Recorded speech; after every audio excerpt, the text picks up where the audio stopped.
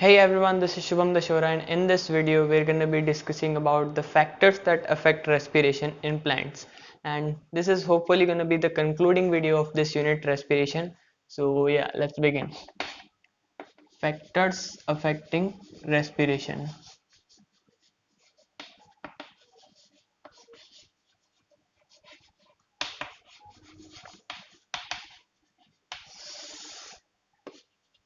तो यार जो पहला फैक्टर है जो कि रेस्पिरेशन की रेट को अफेक्ट करता है, वो होता है ऑक्सीजन की कॉन्सेंट्रेशन।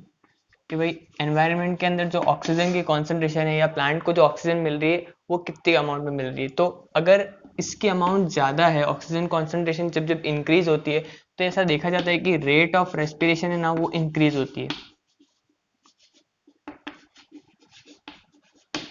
अब यार ये बिल्कुल सिंपल सा पॉइंट है, हम इसको ऐसा समझ सकते हैं कि फॉर एग्जांपल रेस्पिरेशन होता क्या है, oxidation of glucose molecule C6H12O6 जो है वो 6O2 के साथ कंबाइन होके और 6CO2 प्लस 6H2O और एनर्जी का फॉर्मेशन कर रहा है। ठीक है, अब अगर मैं मान लूँ कि ग्लूकोज मेरे पास अबंडेंट अमाउंट में प्रेजेंट है, तो ऑक्सीजन की कॉन्सेंट्रेशन में जैसे जैसे बढ़ाऊंगा वैसे वैसे अपने आप ही यहाँ पर प्रोडक्ट का फॉर्मेशन इंक्रीज होगा, मतलब रेस्पिरेशन की रेट इंक्रीज हो रही है। ठीक है, तो ऐसे ऑक्सीजन की कॉन्सेंट्रेशन का फर्क पड़ता है रेस्पिरेशन पे। दूसरा पॉइंट आता है कि टेम्परेचर का क्या फर्क पड़ता है।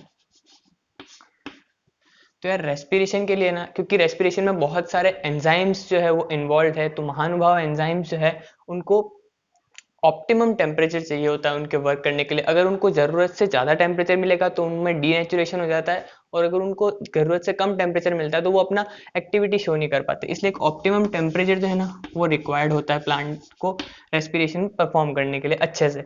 बट इन जनरल अगर बात करें तो जैसे जैसे हम टेम्परेचर बढ़ाते हैं इन जनरल, तो रेट ऑफ रेस्पिरेशन बढ़ती है। जो ऑप्टिमम टेम्परेचर है वो होता है 25 to 30 या 35 डिग्री सेंटीग्रेड। ठीक है, और जैसे जैसे टेम्परेचर बढ़ रहा है वैसे वैसे रेस्पिरेशन की रेट बढ़ती है। ठीक है,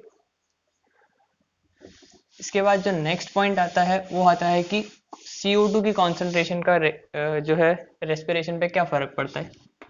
CO2 कॉन्सेंट्रेशन,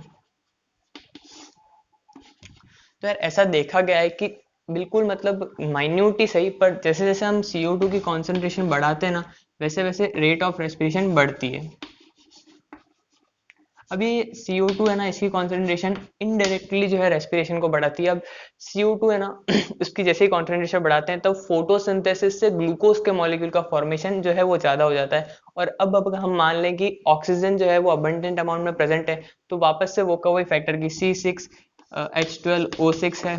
अगर इसकी अब ये ज़्यादा फॉर्मेशन हो रहा है क्योंकि CO2 की कॉन्सेंट्रेशन ज़्यादा है। ये फॉर्म किससे होता है, फोटोसिंथेसिस से फॉर्म होता है।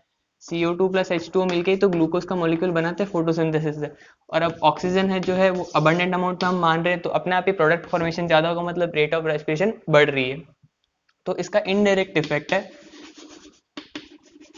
और ये भी एक इम्पॉर्टेंट फैक्टर है, रेस्पिरेशन को इफेक्ट करता है। ठीक है, अगला जो फैक्टर है वो होता है लाइट। लाइट इतना क्रूशियल नहीं है, बट जैसे कि हम देखते हैं कि लाइट की ना इंटेंसिटी को हम जैसे जैसे बढ़ाते हैं, इन जनरल बात करें तो लाइट की इंटेंसिटी बढ़ा रहे हैं, मतलब उसकी वेवलेंथ कम कर रहे हैं, मतलब हम रेड रीजन की तरफ शिफ्ट हो रहे हैं, तो रेस्पिरेशन की रेट इन जनरल बढ़ती है, रेस्पिरेशन इंक्रीजेस। ठीक है, एक और इम्पॉर्टेंट फैक्टर जो है वो यहाँ पर है वाटर।